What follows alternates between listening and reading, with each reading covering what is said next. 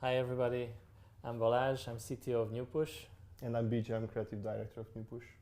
And we are here to talk about CAASM, which is a quite new definition in the cyber space, the cybersecurity world. And I'm quite lucky because I'm sitting here with an expert. so Balázs, can you explain us what a CAASM is and why is it revolutionary? Yeah, it's really interesting because sometimes there are technologies that are out there for a long time before there is an official name for them.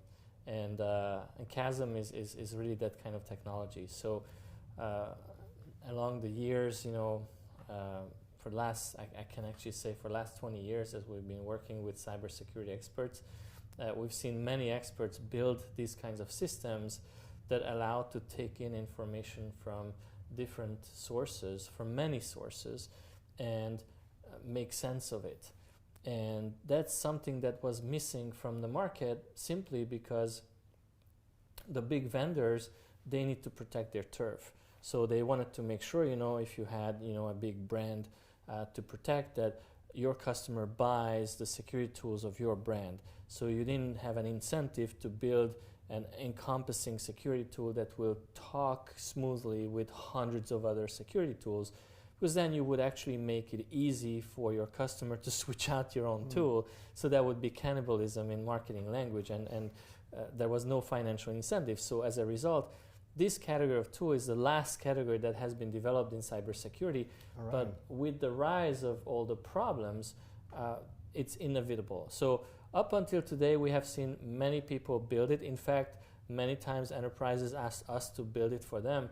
And eventually we decided that it doesn't make sense to build it from scratch each time and make it just workable for a specific enterprise. And I'd say like the best example of this tool is what Google did. Like Google has such a great self-protection tool that looks at all aspects of the infrastructure, that Google is one of those enterprises that can successfully defend against a major, massive nation-state attack. But their tool only works for Google because they know their infrastructure, they custom build it for themselves, they have an army of engineers, except that, when you're, Mr. General Enterprise, you don't have access to those amazing Google engineers, and eventually you realize that you need an off-the-shelf tool that's supported and maintained by these engineers. And this is how the market, kind of asked for this kind of category that happened. And Gartner just recently labeled it CAASM, CAASM, which stands for Cyber Asset Attack Surface Management.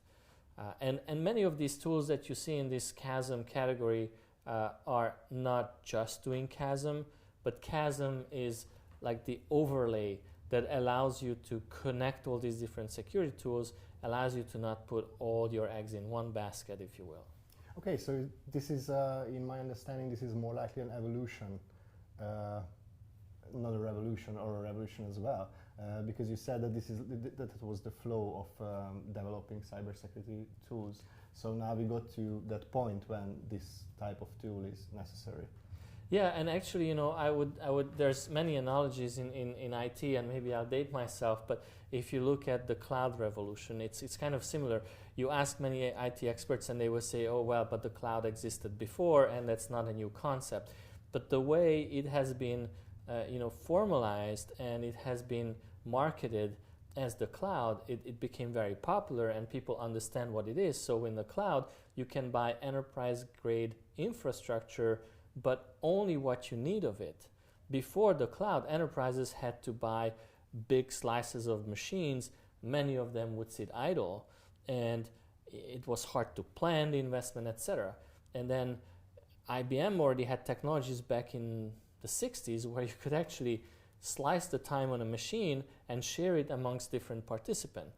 And so basically technologies were there, and then they came together, and then they created, under a new maybe buzzword, this technology. So I can also think of Bitcoin, and I'm not saying Bitcoin is a buzzword, but Bitcoin was built in 2009 on technologies that some of them were 15, 30 years old. So that happens quite a bit, that there are old, well-established technologies that are put together in a new way to solve a new need.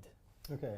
Okay. So this is the situation when 1 + 1 is not 2 but 3 or 4 or 5 or something. Exactly, because really when you're a defender, what's really hard is that you have to cover everything. You cannot leave a single gap. 99.9%. Is it doable? Well, arguably it isn't, but what you want is basically manage your risk. You need to understand your risk and you need to understand where your gaps are so you can focus on really what's important to you. Because covering 100% everything all the time, God can do it, we're humans.